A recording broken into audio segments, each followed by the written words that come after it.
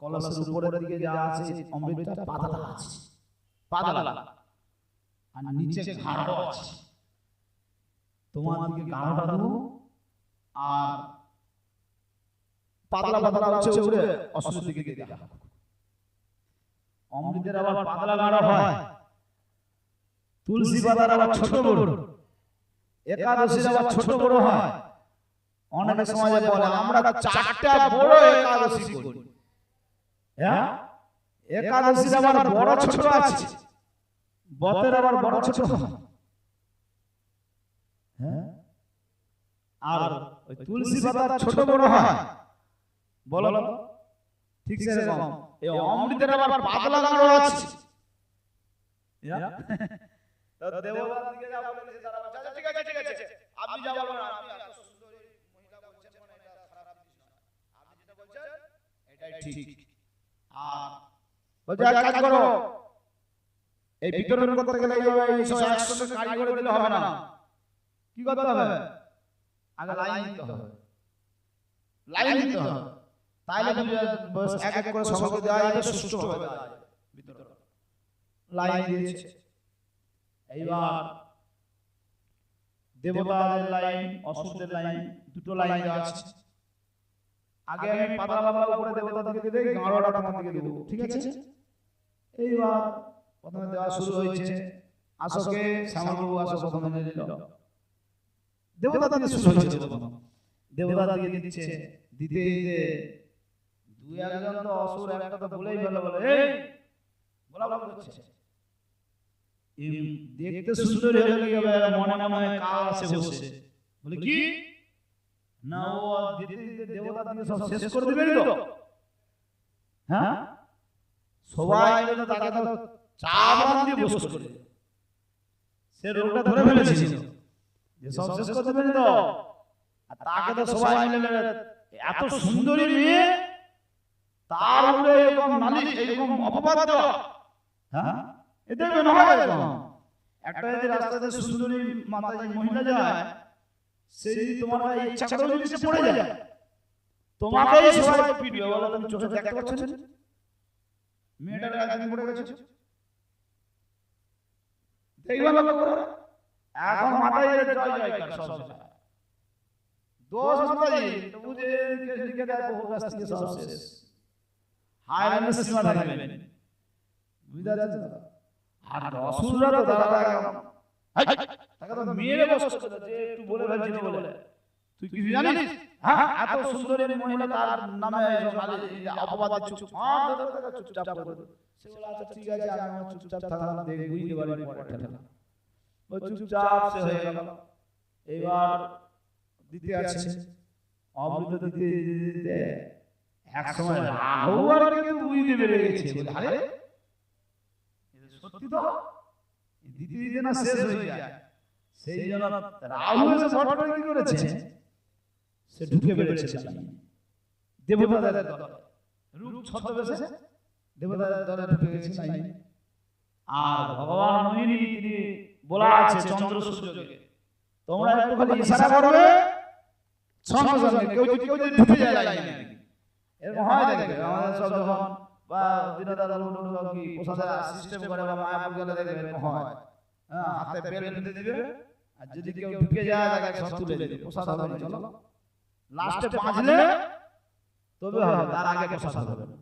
দেখবে হ্যাঁ, আগে উঠো, আমাদের যাদের দিকে বেল দেওয়া আছে তাদের ও ঢুকে গেলে তো হবে না, ধরা পড়ে। এইবারে দিচ্ছে, এক এক করে দেওয়া হচ্ছে, সবাই পেয়ে যাচ্ছে, পেয়ে যেতে এমন সময় রাহুকে দিয়ে দিচ্ছে, রাতে দিচ্ছে রাহু, বাস জেনে নিচ্ছে। আর এদিকে ইশারা দিকে সঙ্গে সুদর্শন চক্র দিয়ে মোহিনীর দান দিয়ে তো বিষ্ণু তার ভগবান তার শঙ্খ চক্র গদা রূপ ধারণ করে সুদর্শন ছাড়লেন। সুদর্শন ছাড়লে কি হবে, সে তো যতক্ষণ তো তার তো গোলা চলে গেছে, এই যতটা গিয়েছে এই এতটা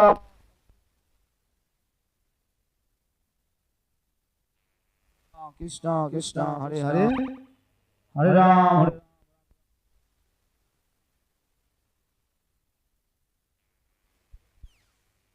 কি হয়েছে, না, তার হরে কৃষ্ণ কৃষ্ণ কৃষ্ণ হরে হরে, হরে রাম রাম রাম হরে হরে। এক সময় তিনি কি হয়েছে না, এইরকম রাহুর যতটার মধ্যে অমৃত গিয়েছে ততটা অমৃত হয়ে গেছে, আর বাকিটা কি, বাকিটা রাহু সেই শরীর পড়ে খতম হয়ে গেল। দেখুন তাহলে অমৃত পান করে নিতে রাহু ততটাই তার অমৃত হয়ে গেল। এইভাবে ভগবান মোহিনীর রূপ ধারণ করে তিনি সেই অমৃত বিতরণ করতে আরম্ভ করলেন। তারপরে পরবর্তীতে ছিল সনকাদি ঋষিগণকে ছিল সুত গোস্বামী বা শ্রবণ করাচ্ছেন যে একসময় ভগবান নরসিংহদেব অবতীর্ণ হলেন। তার চতুর্দশ অবতার নরসিংহদেব, বলো নরসিংহদেব ভগবান কি। নৃসিংহদেব ভগবানের আবির্ভাবের কথা বর্ণনা করলেন। ভগবান নৃসিংহদেব যে কথা সনকাদি ঋষিগণকে সুত গোস্বামী শোনাচ্ছেন যে পরীক্ষিত মহারাজকে সেই 24 অবতারের মধ্যে 14তম অবতার ভগবান নৃসিংহদেবের অবতার, সেই অবতার সম্বন্ধে শ্রবণ করাতে লাগলেন।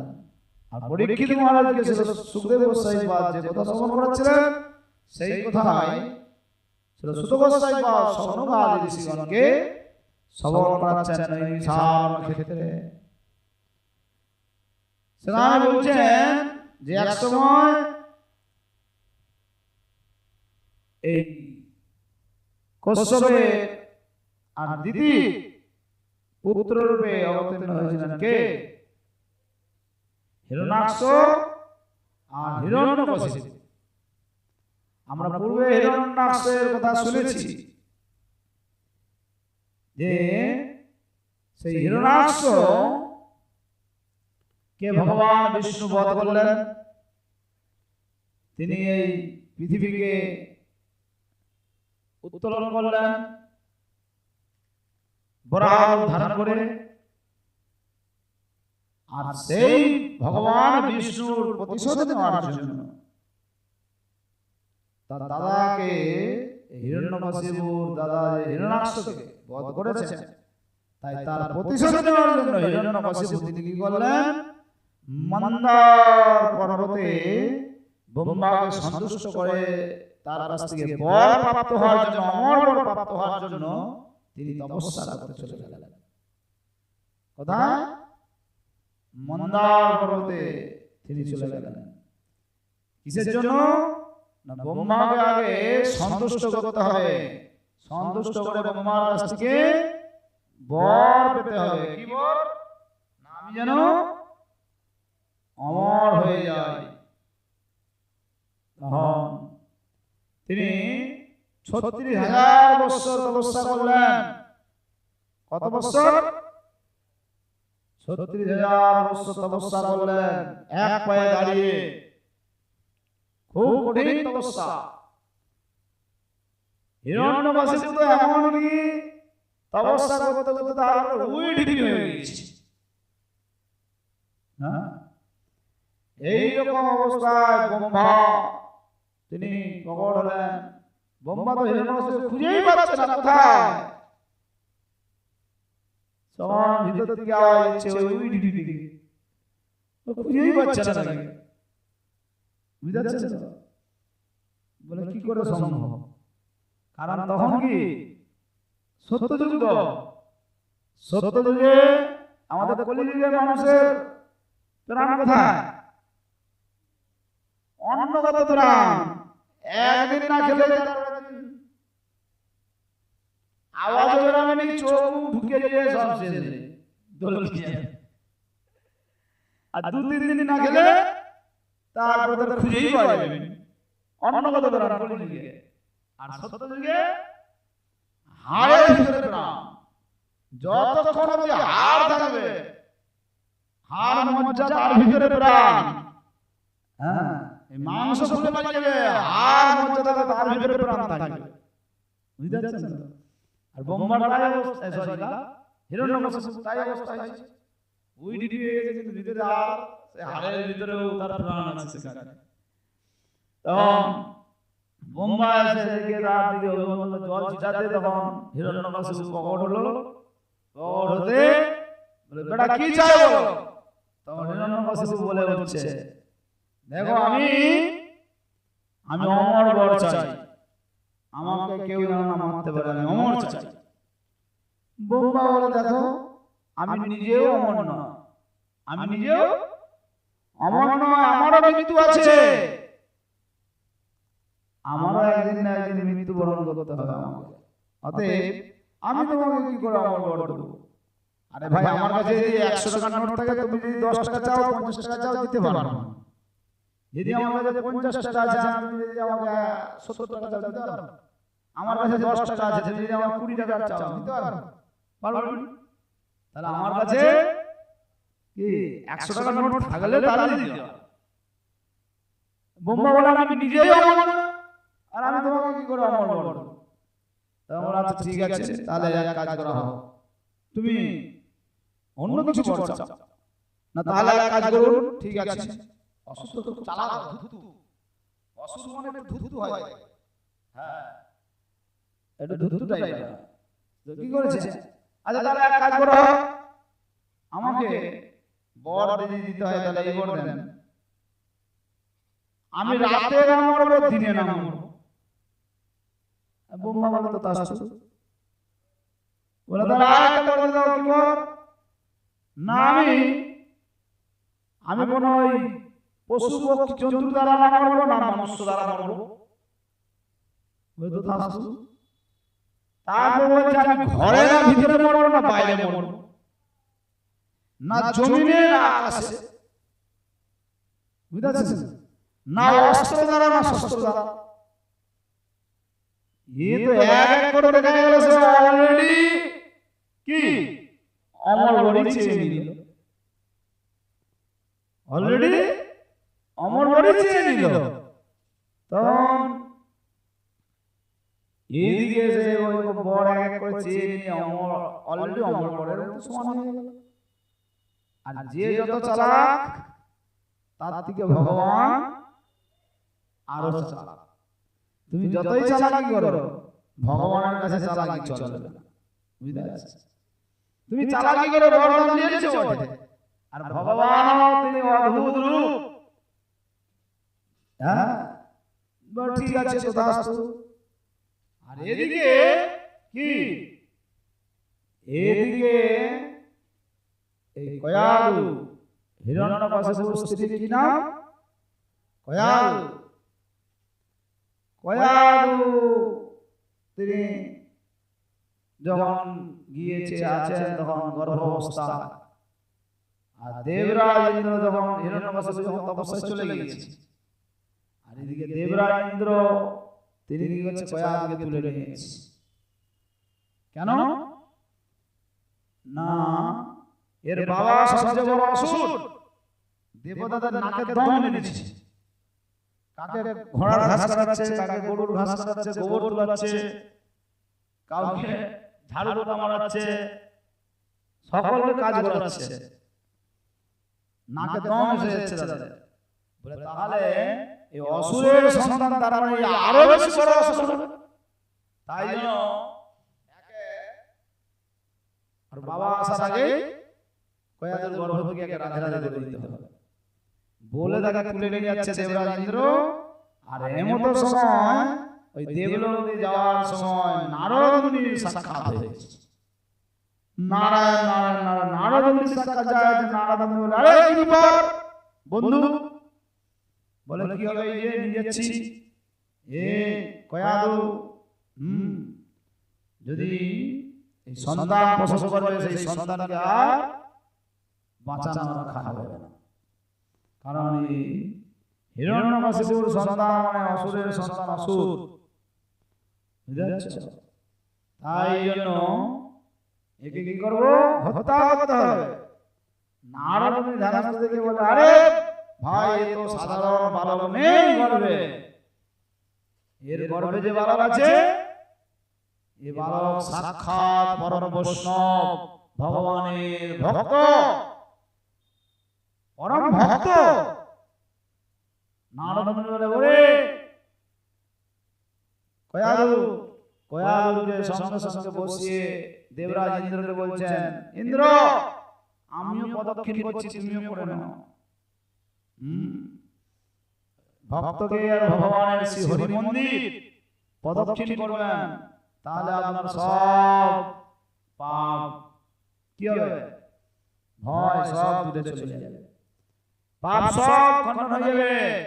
ভগবানের মন্দির আর ভগবানের ভক্তকে প্রদক্ষিণ করলে, প্রণাম করলে।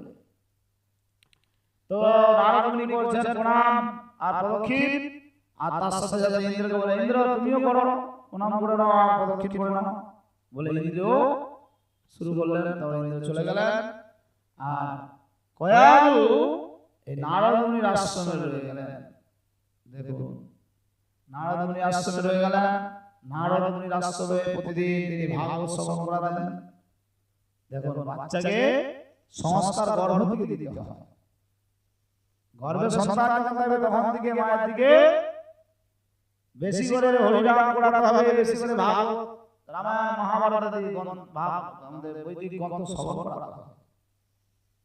বুঝতে পারছেন? বৈদিক কাজে তাদেরকে লিপ্ত করাতে হবে। কিন্তু সেই সময় কি বলে না, বেড রেস্ট, বেড রেস্ট দিলে সবসময় মোবাইল ঠেলছে, ওই সবসময় ঠেলাঠেলি করছে। কি করে জানলো? কি করে জানলো? তখন খালি শুয়ে শুয়ে মোবাইল ঠেলছে। আর মোবাইল ঠেলে কি হবে? মোবাইলে কি দেখছে? আগে টিভি দেখতো। বেডরেস্ট মানে বাবার ঘরে চলে যেত। বাবার ঘরে তো কাজ করবো না, এখানে থাকলে তো জায়গা আমি পড়বো বলেছিলাম। সেই দুন্দুগাড়ির চরিত্র কথা বলতে গিয়ে বলেছিলাম না? ওই জন্য সেই সময় কি হবে না, খালি বাবার বাড়িতে আদরের আবার বড় সন্তান আছে মানে আরো আদর। সেই সময় খালি এদিকে ঘুরে বেড়াবে আর এইসব নানা রকম টিভি দেখছে বা মোবাইলে দেখছে, পিকচার কি পিকচার দেখছে, পিকচারে দেখছে পয়সাই দিয়ে দিতে বন্যা গেলে বেরিয়েছে কি, তারপরে কি কোয়েল নাকি না রচনা তাকে লেবে দিয়েছে, কে লিখেছে? দেব না ঋষি লেবে লিখেছে, লেবে দিয়েছে। আর এই সব দৃশ্য যা দেখছে কি, ওই বাচ্চা কিছুদিন পরে হওয়ার পরে সে বাচ্চা একটু বড় হওয়ার পরে পাড়ার কাউকে লেবে দিবে, সে এতে কোনো চিন্তা নেই। তখন হলো আমার ছেলে মেয়েটা বিগড়ে গেছে, ছেলে মেয়ে বিগড়ে গেলে তো কি, সে তো গর্ভ থেকে দেখে আসছে নিয়ে পালায় যাওয়া, সে গর্ভ থেকে সব দেখে আসছে তো নিয়ে পালিয়ে যেতে হয়, এইভাবে বোতল খেতে হয় কি, বাস খাচ্ছে নিয়ে পালিয়ে যাচ্ছে, ছেলে বিগড়ে যায় না, গর্ভ থেকে তাকে সংস্কার দিতে হয়। এই যে গর্ভধান সংস্কার রয়েছে, বুঝা যাচ্ছে? তো এইরকম ভাবে কয়ালু তখন সেখানে নারদ মুনির আশ্রম থেকে থাকলেন। নারদ মুনির মুখনিসৃত বাণী ভাগবত শ্রবণ করতেন। আর গর্ভের সন্তান দেখুন পরম ভাগবত জন্ম পেল, কে বলে প্রহ্লাদ মহারাজ কি, ভক্ত প্রহ্লাদ জন্ম পেল। প্রহ্লাদ হিরণ্যকশিপু তপস্যা করে আসলেন, এসে এই প্রহ্লাদকে বাহ খুব সুন্দর সন্তান, ভালো খুব ভালো, একে শিক্ষা দেওয়ার জন্য গুরুকুলে পাঠালেন। কোথায়? গুরুকুলে পাঠালেন। শুক্রাচার্যের পুত্রের নাম কি? শন আর অমর। শন আর অমরের কাছে তাদেরকে পাঠালেন, নিয়ে যাও প্রহ্লাদকে শিক্ষা দিয়ে আনো। কি শিক্ষা দেবে? প্রথমে শিক্ষা দেবে হিরণ্যকশিপু ভগবান কি। ও সবাই হিরণ্যকশিপু কি ভগবান? তাহলে জয় দিয়ে দিলেন। সে প্রচার করেছে যে হিরণ্যকশিপু কি ভগবান, হিরণ্যকশিপু কি জয়, সবাই জয় বলছে। হ্যাঁ, কিন্তু প্রহ্লাদ একবার জয় বলেন। একবারও যায় তিনি বলেননি। তার রাজত্বের সময় তিনি প্রচার করছে, জনগণ এমন ভয় করতে থাকে, সবাই বলতো হিরণ্যকশিপু ভগবান কি জয়। কিন্তু প্রহ্লাদ ওইটুকু ভালো, 5-6 বছরের ভালো, সে পিতাও বলতো না, ঠিক কি বলতো? অসুরদের রাজা, অসুরদের গুরু কি, বুঝতে পারছেন? অসুরদের রাজা, অসুরদের গুরু, এই বলে সম্বোধন করতেন প্রহ্লাদ। হ্যাঁ, এইরকম দেখুন, চিন্তা করুন, ওইটুকু বালকের ভয় নেই, তোমাদের ভয় আছে, তোমরা জয় বলে দিচ্ছ যাতে রেহাই পাও। হ্যাঁ, তো প্রহ্লাদকে শিক্ষা দিয়ে পাঠিয়েছে, শিক্ষা দিচ্ছে, প্রহ্লাদকে শিক্ষা দিয়ে বলছে সমস্ত নানা রকম তাদের যে শিক্ষা, অসুরের শিক্ষা, আসরিক পবিত্র শিক্ষা শিক্ষিত করার জন্য বলছে। কিন্তু প্রহ্লাদ সেখানে সবে তাকে বলছে ক, সে কয়ে বলে কৃষ্ণ, খ খয়ে বলে খগেন্দ্র, গ গোবিন্দ, ঘ ঘনশ্যাম, এইরকম সে এক এক করে সব বলতে আছে। তারপরে প্রহ্লাদকে নিয়ে আসছে হিরণ্যকশিপুকে, দেখো শিক্ষা দিয়েছে, কি শিক্ষা দিয়েছো বাবা, কি শিক্ষা পেয়েছো এতদিনে দেখি? হ্যাঁ, আমাদের আসরিক শিক্ষা পেলো না কি পেলো দেখি? বলে প্রহ্লাদকে যাই জিজ্ঞাসা করে সবে বলে ভগবান বিষ্ণু বিষ্ণু। ভগবান বিষ্ণু বিষ্ণু স্বর্ণবর্ণকে কি শিক্ষা দিয়েছো? বলে কেন আমাকে সব শিক্ষা দিয়েছে, তাহলে খালি বিষ্ণু বিষ্ণু বলছিস কেন? ওই জানি না ওর ভিতর থেকে কি আওয়াজ বেরোচ্ছে তাহলে। হ্যাঁ, আমরা যে সূত্র শিখাইছি সে সূত্র তো জানি না, আলাদা সূত্র, বুঝতে পারছেন? হ্যাঁ, কোথায় শিখছে জানি না। বলে তাহলে কি ব্যাপার, শাস্তি দেওয়া হোক। কয়ালুকে ডাকছে, কয়ালু এই লাড্ডু মিশানো লাড্ডু খাও তোমার সন্তানকে, মেরে দাও। এই শিক্ষা হচ্ছে এমন কুলাঙ্গার সন্তান দরকার নেই। আমরা আসুর, আমাদের আসরিক শিক্ষায় শিক্ষিত হতে হবে। তা না করে কোথা থেকে বিষ্ণু বিষ্ণু সব ভগবানের শিক্ষা চলে এসেছে। না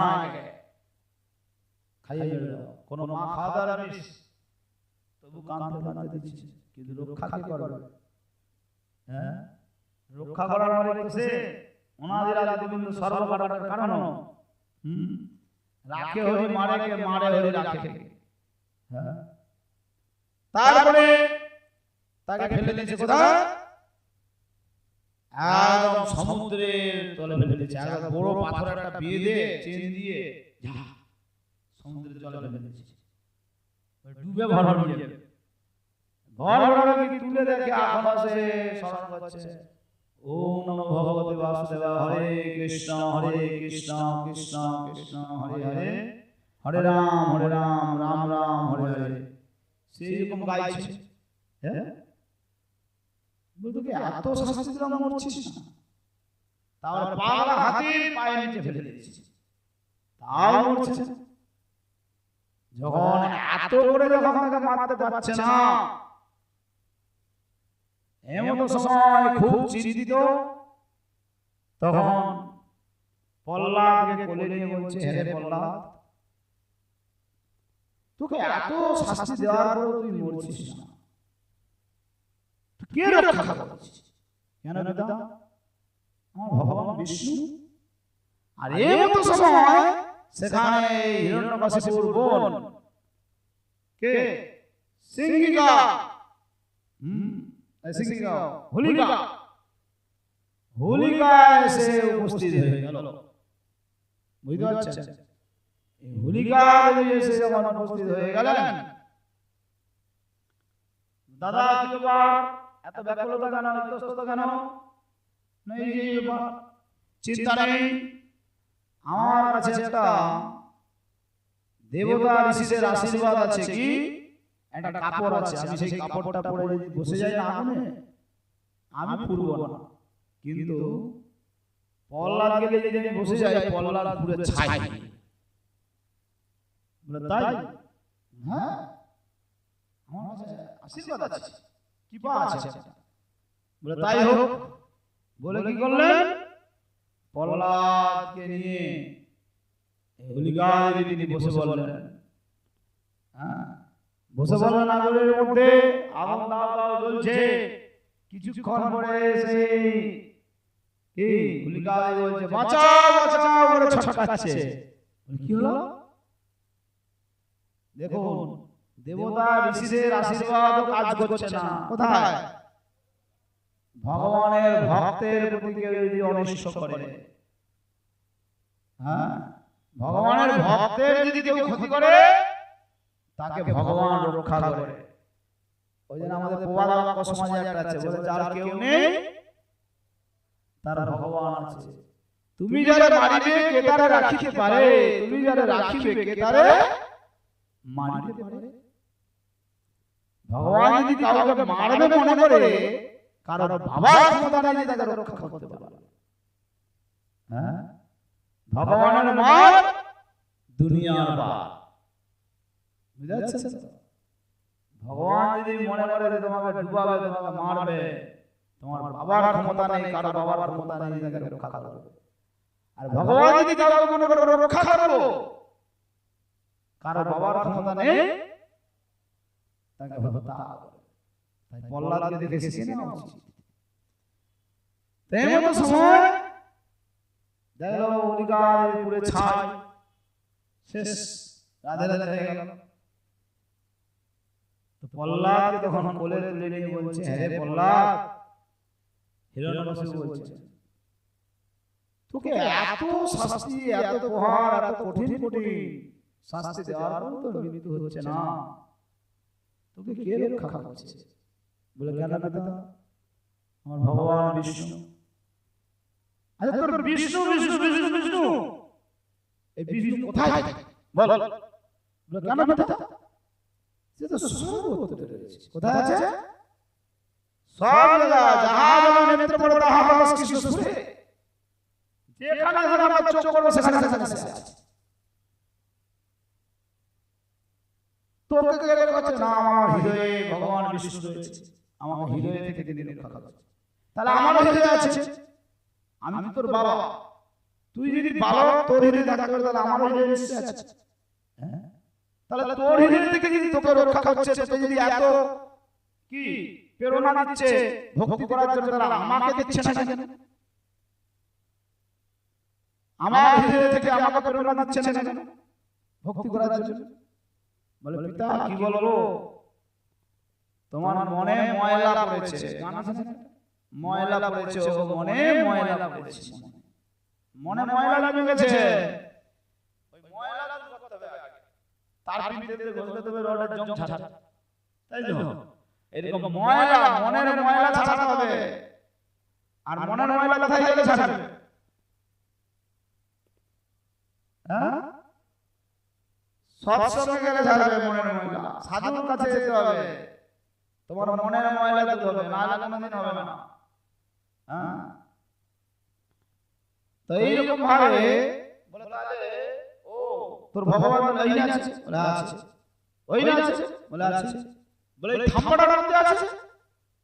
বলে ভগবান থাম্বাটার মধ্যে আছে। দেখো ভগবান অবতীর্ণ হওয়ার আগে শাস্ত্রে উল্লেখ থাকে কি রূপ হয়ে আসবেন, কোথায় অবতীর্ণ হবেন, কি লীলা করবেন, সব শাস্ত্রে আগে থেকে লেখা হয়ে যায়। ভগবান রামচন্দ্র আচার্য বাল্মীকি লিখে বলছে, তাই না? রত্নাকর তিনি বাল্মীকি রূপে তিনি লিখে বলছেন। দেখুন তার আগে থেকে রচনা হয়ে যায়। এই ভগবান নৃসিংহদেব ওই থাম থেকে ইট বালি সিমেন্ট থেকে বেরাবে ভগবান, এরকম শাস্ত্রে লেখা নেই। বুঝা যাচ্ছে? খালি ভগবানের ভক্ত হ্যাঁ বলেছে, প্রহ্লাদ বলেছে হ্যাঁ বাবা, এই থামে ভগবান আছে, আমার বিষ্ণু আছে। তাই ভক্তের কথা রাখার জন্য ভগবান, আমরা গতকাল সব বলছিলাম, সাক্ষী দিতে ছুটছে, কি না করছে, ক্ষীর চুরি করছে, কত কিছু করছে। হ্যাঁ, আজকে দেখুন কি ভক্তের কথা রাখার জন্য ভগবান ওই ইট বালি সিমেন্টকে বেরিয়ে চলেছে থাম থেকে। তিনি তার অদ্ভুত রূপ যেমন যেমন ভাবে কি ওই ব্রহ্মার কাছে বরদান করে নিয়েছে, না মনুষ্য না পশু আমি যারা হত্যা হই, সেই রকম না অর্ধ নর অর্ধ কি সিংহ রূপ, জন্তু রূপ পশু ধারণ করে তিনি অবতীর্ণ হয়ে গেলেন। এইরকম অদ্ভুত রূপ ধারণ করে অবতীর্ণ হলেন। অবতীর্ণ হয়ে ভগবান একটু অনেকদিন কি শক্তি গাহার মেসেজ হয়নি বলে একটু মেসেজ করলেন হিরণ্যকশিপুর সঙ্গে। হ্যাঁ, সে বলে হারিয়েছে তাহলে এই করতে করতে এক সময় হিরণ্যকশিপুকে একদম যেভাবে ব্রহ্মার কাছ থেকে বরদান প্রাপ্ত করে নিয়েছিলেন, না ঘরে না বাইরে, কি চৌকাঠের উপরে একদম গেটের সামনে, না জমিনে না আকাশে, কোলের উপরে রেখে, কি তারপরে না অস্ত্র না শস্ত্র দ্বারা, হাতে নখ দিয়ে, তারপরে না দিনে না রাতে, গধূলি টাইম, এইরকম করে এক এক করে যেরকম ভাবে বরদান নিয়েছিল সেই রকম সব দিক দিয়ে মিলিয়ে ভগবান তার অদ্ভুত রূপ বলুন ভগবান কি নরহরি রূপ ধারণ করলেন। এই নরহরি রূপ ধারণ করার পর ধারণ করে হিরণ্যকশিপুর সঙ্গে ধমাধম যুদ্ধ হলো। কিছুক্ষণ নেংড়াই করতে করতে যেরকম ভাবে কি একজন শিকারী শিকার ধরেন, কি একটা বিড়ালের শিকার ধরা দেখেছেন? দেখেছেন কেউ? একটা বিড়ালের শিকার ধরে কি করবে জানেন? প্রথমে এদিকে ধরে নেবে, ধরে নিয়ে এক সাইডে গিয়ে ছেড়ে দেবে, ছেড়ে গিয়ে সে দেখে আর ইন্দ্রবেটা চুপ করে বসে পড়ে।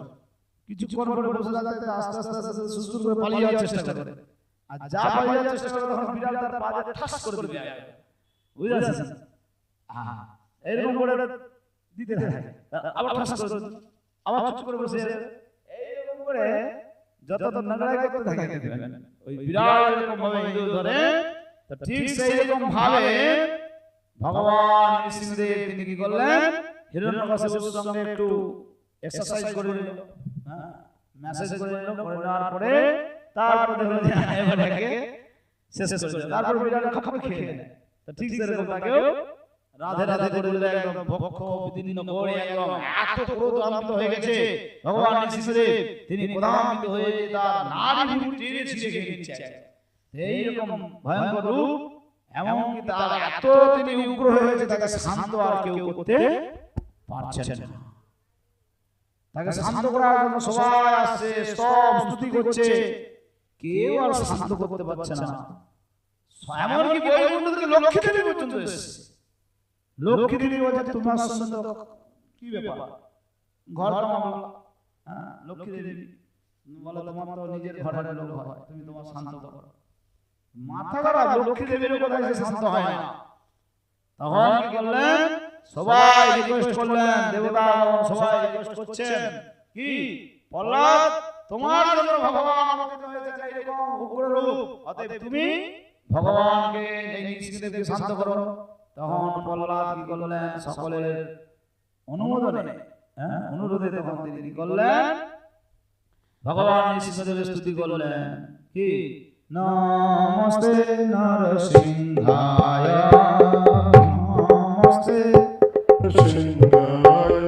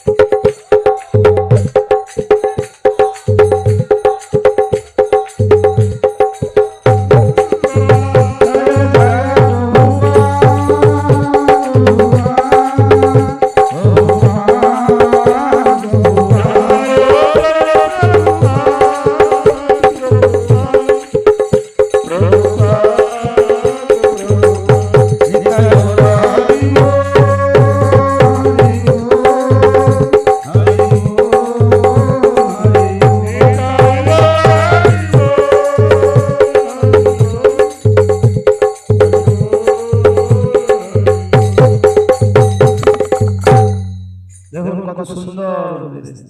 প্রহ্লাদ মহারাজ কত সুন্দর উপদেশ দিয়েছেন। শ্রী ভগবান বলছেন প্রহ্লাদ মহারাজ যখন হিরণ্যকশিপু যখন তাকে জিজ্ঞাসা করছেন, হ্যাঁ তুমি কি করা উচিত তাহলে মনুষ্য মানুষ, তখন তিনি বলছেন একমাত্র শ্রবণং কীর্তনং বিষ্ণু স্মরণং পাপ সেবনং অর্চনং বন্দনং দাস্য সৎকার্ম নিবেদনং ইতি পুংসত পিতা বিষ্ণু ভক্তি সেন বলক্ষণা কিয়তে ভগবত্তধাতনমন্ন হরিয়ত মুক্তমং। একমাত্র এই মনুষ্য জীবের জন্য বিশেষ করে শ্রবণ কীর্তন স্মরণ কি নবদা ভক্তি দ্বারা ভগবানের আরাধনা করা উচিত। তাহলে কি বৃদ্ধ হলে বয়স হলে না, প্রহ্লাদ মহারাজ বলছেন কি এটা একমাত্র কৌমার আচরেত প্রজ্ঞ ধর্মান ভগবতান দুর্লভম মনুষ্যং জন্ম তৎপূর্বমর্থতম। একমাত্র কৌমার অবস্থায় আচরণ করতে হবে। কবে থেকে?